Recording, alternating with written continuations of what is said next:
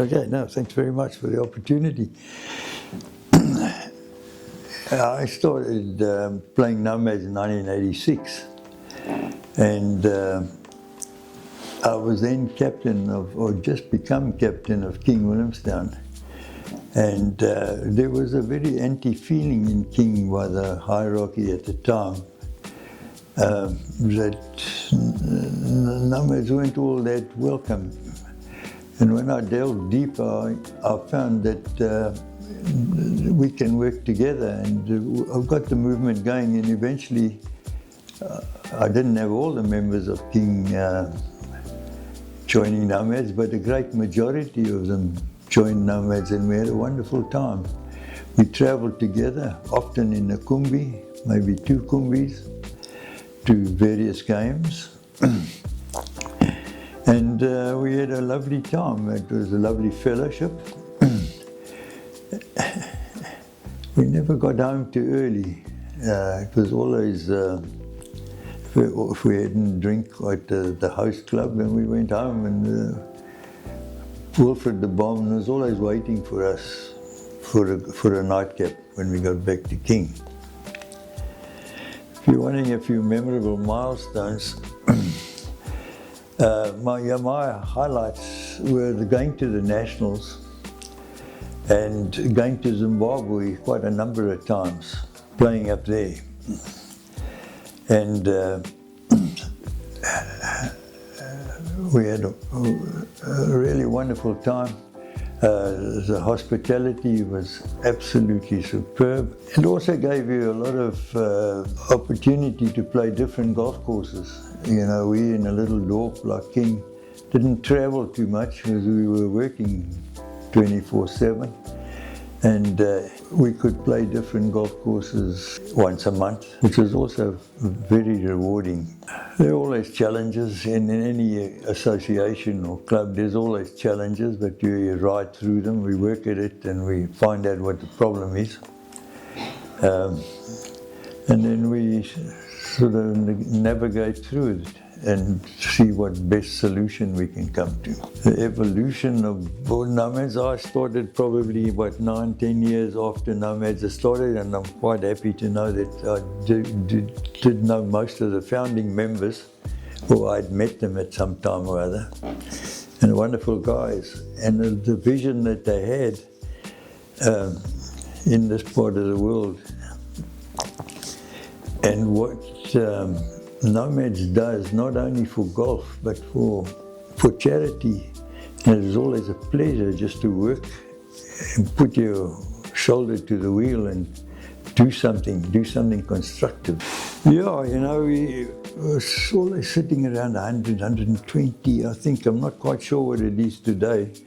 But at that time too, you could see the club was going to change, because we in King had quite a number of black players, and they were all keen to play, and we introduced them to Nomads. And I believe today that the majority of black Nomads, which is very pleasing, but there's certain values that the guys must stick to, and I think Nomads will get stronger and stronger. Well, leadership lessons, well, if you do your job properly and do everything properly, dot all the I's and cross the T's, everything should run smoothly. Yeah, the values of Nomads traditions are quite unique, or if one sticks to that, I think Nomads will go for a very long time. Fellowship and friendship, well, all over the country. I've been to all the nationals in all the provinces, made wonderful friends, and we get together or meet each other from time to time, have a good chinwag about whatever is happening in the Nomads at the moment. I'm not so sure, but what I can give advice on the future, that will sort itself out, I think. I'm an old man, and things are changing very fast from what I used to what they are now, so let's hope it all goes for the better. And I'm sure that in the next 50 years, the Nomads will be celebrating their 100 years, but I don't think I'll be around at that time.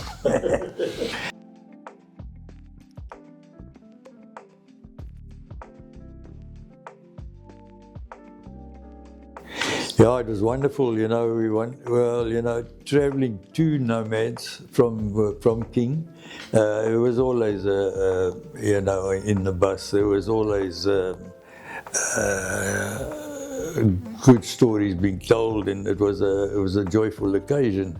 And I can remember going to Bloemfontein with a bunch of guys from East London, and it was a trip to remember. Some guys don't remember too much about it, others do, but it was a wonderful time. I can remember playing in Bloemfontein, teeing off at 7 o'clock in the morning, and bloody snow was on the ground there.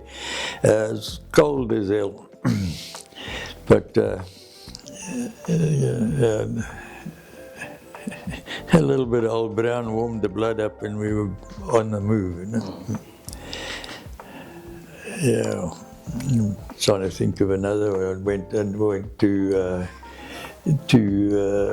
Zimbabwe, the big falls, something to do, and then we also went to Leopard Rock and played that golf course on an off day.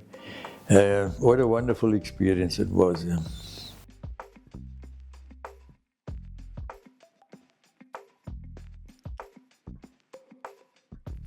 Yes. Yeah, I see it. Well, it's just moving, which is, I can remember when I was like John Kahula was coming in, he was just starting, and we were bringing him through the committee. And it was V.A. Ngoko from Kieck and Dr. Ngashe Temba. These guys were all willing to get in and get stuck in. And if that's the kind of caliber that the Nomads continue, then I think it'll grow from strength to strength.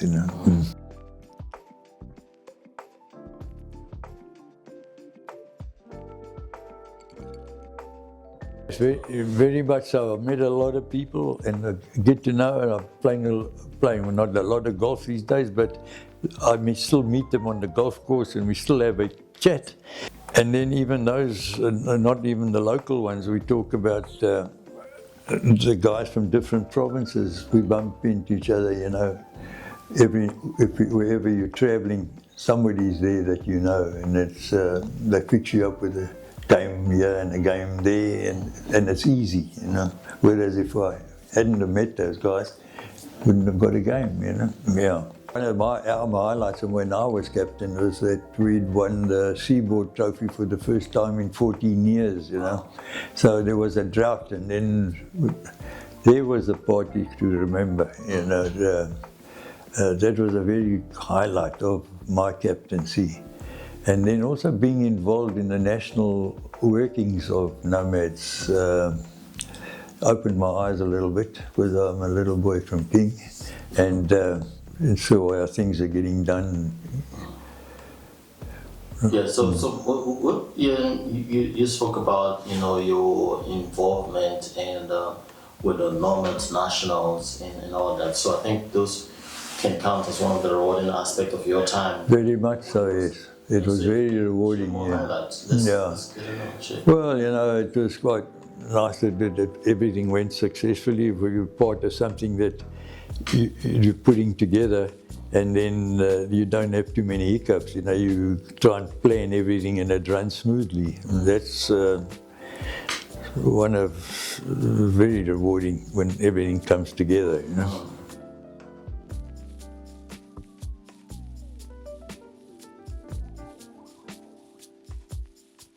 Yeah, to listen carefully to whatever's happening, and then deal with it as,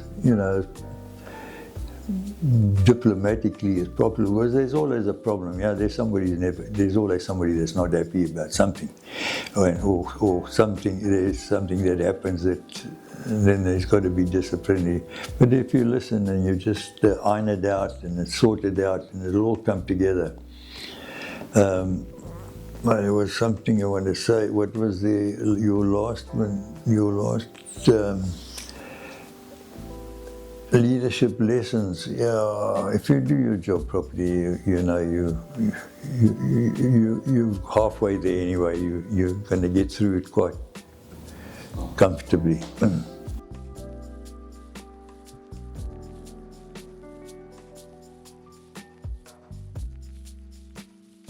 Well, I just remember that we tried to do a good job and started a very wonderful organisation, and then it hope the new guys just carry on the old tradition and keep going in the same similar way. It will change from, it will vary from time to time, and help the needy and look after the golf courses they play on. Yeah.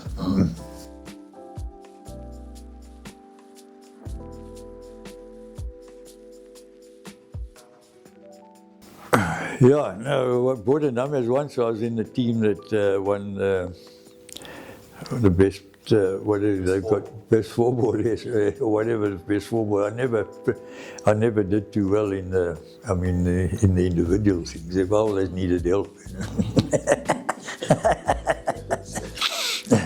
Yeah, no, that was one of the. All the other guys played well, but I was around. But I don't know if my boy scored. But I was always there, and you know what? When we used to go away, we used to always have a braai, and I was always the braai master. So there was lots of fun around the fire.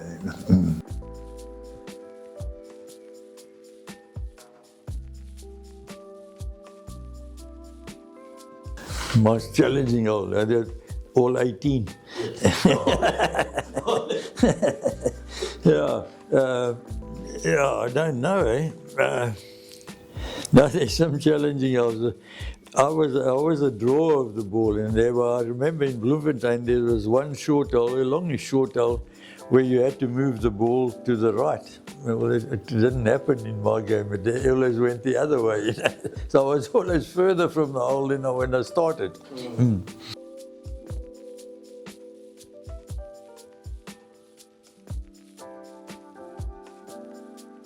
I had a big drive once at Leopard Rock in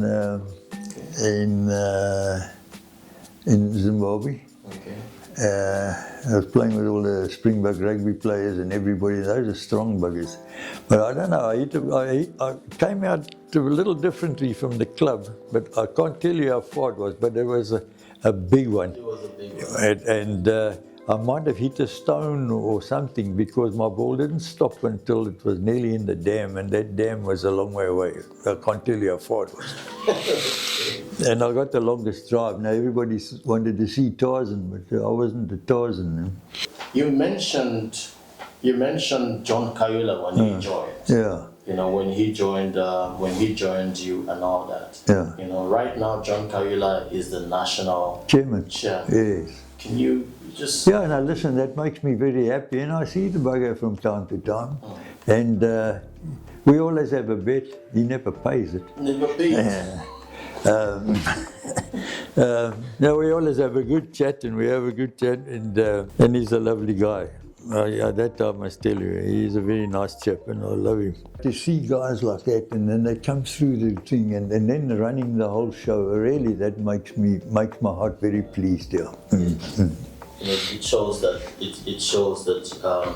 during your time as captain and the board, and during your time, you know, everything was fine, and how everybody related, you know, and you know, came together as a family to play golf. That's right. Yeah. That is what it is. When we all play there, we see each other as one. So that's it. I want to thank you for sharing your story and insight with us. You know, and your leadership and contributions have helped shape Border Nomads into what it is today. We look forward to honoring the legacy, and as we step into the next 50 years.